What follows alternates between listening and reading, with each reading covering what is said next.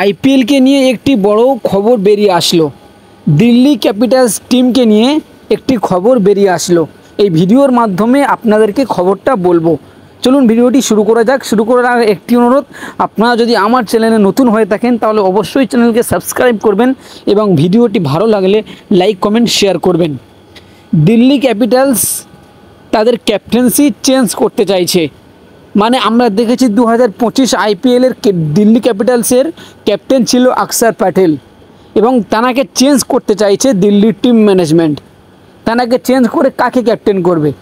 বর্তমান দিল্লির কেএল রাহুল ছাড়া আর কেউ ক্যাপ্টেন্সি করতে পারবে না।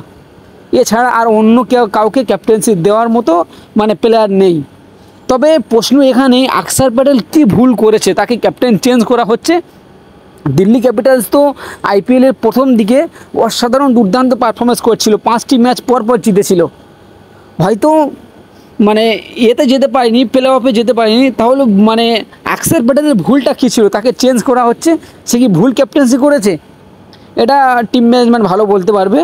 এবং আরও একটি নতুন খবর শোনা যাচ্ছে, সঞ্জু স্যামসনকে নাকি নিতে চাইছে দিল্লি ক্যাপিটালস।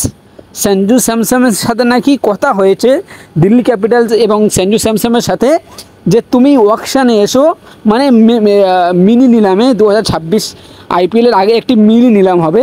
ওই মিনি নিলামে সঞ্জু স্যামসনকে আসতে বলছে এবং সর্বোচ্চটা চেষ্টা দিয়ে সঞ্জু স্যামসনকে কিনবে দিল্লি ক্যাপিটালস এবং তাকে ক্যাপ্টেন বানাতে চলেছে দিল্লি ক্যাপিটালস। এরকম খবর বেরিয়ে আসছে। দিল্লি ক্যাপিটালসের টিম ম্যানেজমেন্ট সঞ্জু স্যামসনকে কিনতে চায় অকশনের মাধ্যমে। প্রশ্ন এখানেই, অক্ষর প্যাটেল ভুলটা কী করলো? তাকে ক্যাপ্টেন্সি থেকে সরানো হচ্ছে। এটা আমি বুঝতে পারছি না। আমি একজন ক্রিকেট ভক্ত হয়ে আমি এটা বুঝতে পারছি না যে অক্ষর প্যাটেল কী ভুলটা করেছিল, তাকে ক্যাপ্টেন্সি থেকে সরানো হচ্ছে কেন?